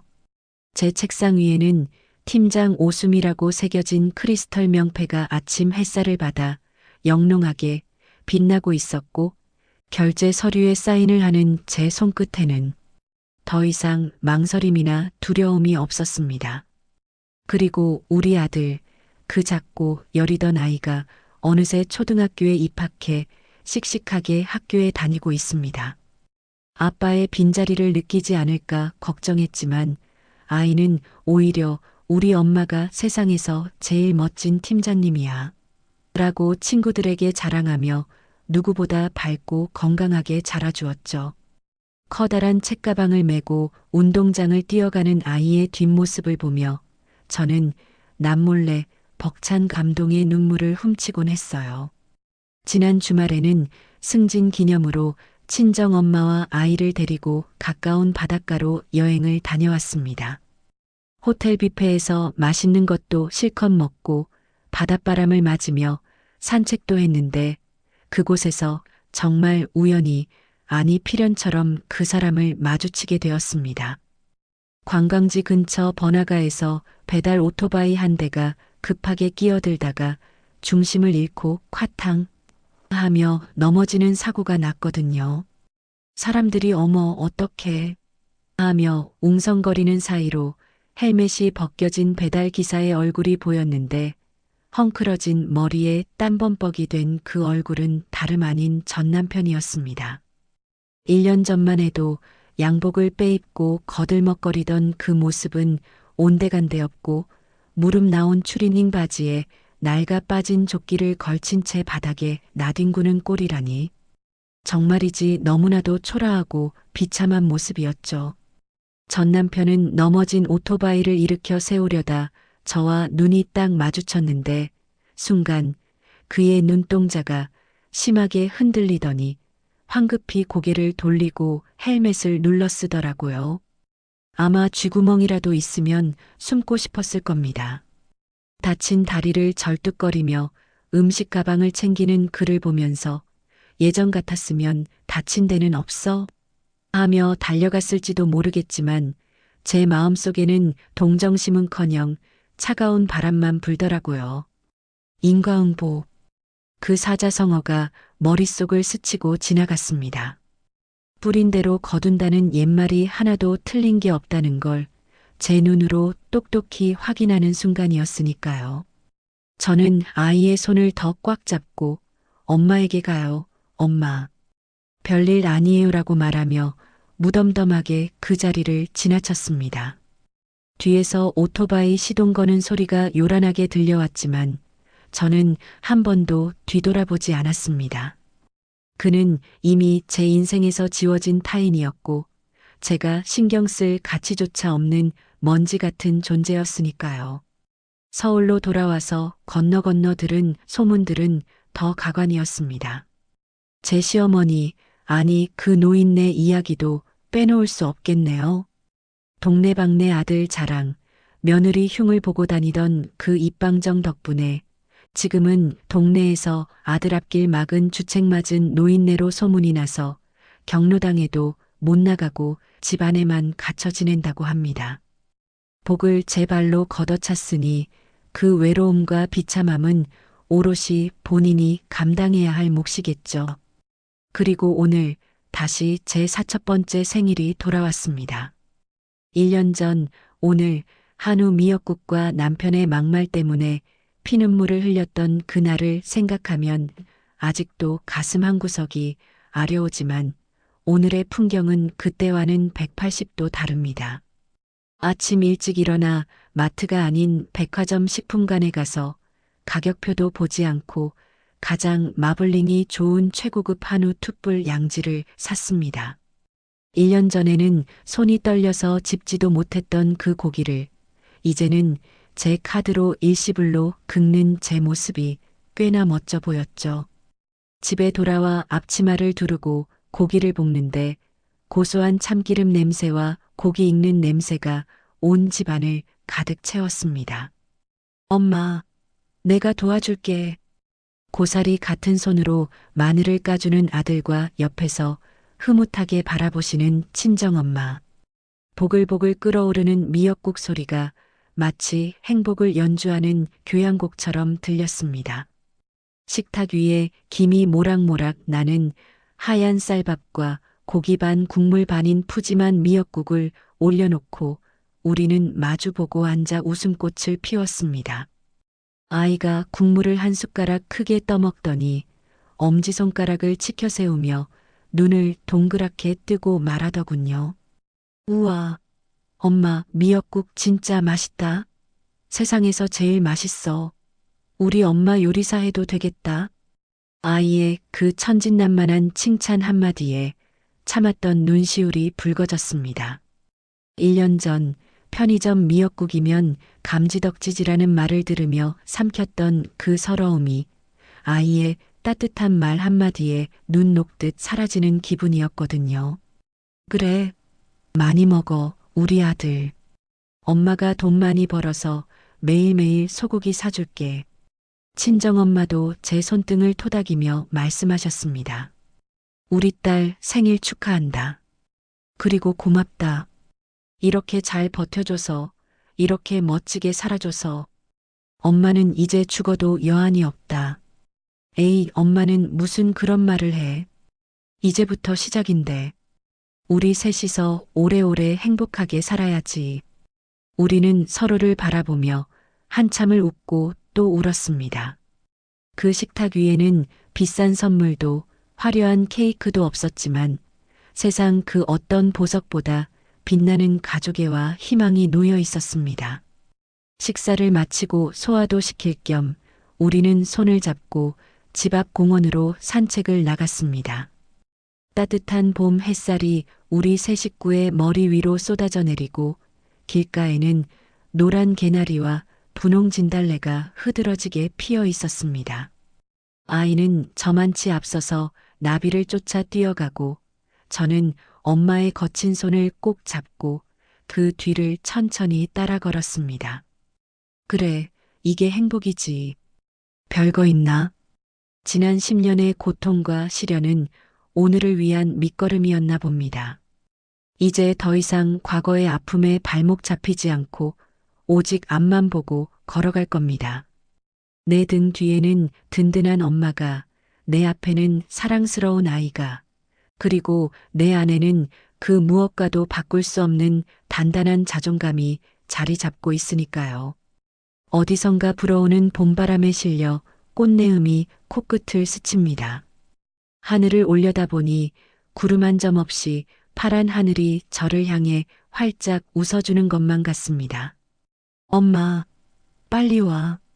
저 멀리서 손을 흔드는 아이를 향해 저도 손을 흔들며 힘차게 발걸음을 내디뎠습니다. 제 그림자 위로 눈부신 햇살이 쏟아집니다.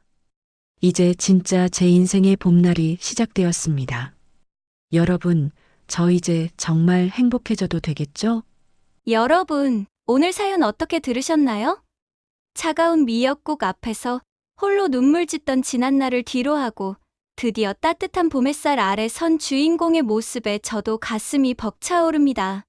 뻔뻔했던 전 남편이 인과응보를 당하는 모습은 통쾌했지만 무엇보다 가장 빛나는 건 무너진 자존감을 스스로 일으켜 세우고 아이와 함께 홀로 서기에 성공한 사연자님의 단단한 마음이 아닐까 싶습니다. 비 온 뒤에 땅이 더 굳어진다고 하죠. 벼랑 끝에서도 아이의 손을 놓지 않고 끝까지 지켜낸 그 강인한 모성애와 용기가 앞으로의 인생을 더욱 단단하게 지탱해 줄 거라 믿습니다. 이제는 누구의 아내도 며느리도 아닌 온전한 나로서 그리고 멋진 엄마로서 꽃길만 걸으시길 진심으로 기원합니다. 혹시 지금 힘든 시간을 보내고 계신 분들이 있다면 오늘 사연이 작은 희망의 불씨가 되었으면 좋겠습니다. 사연자님께 응원의 댓글을 남겨주세요. 큰 위로가 돼줄 거예요. 오늘도 끝까지 함께 해주셔서 감사합니다.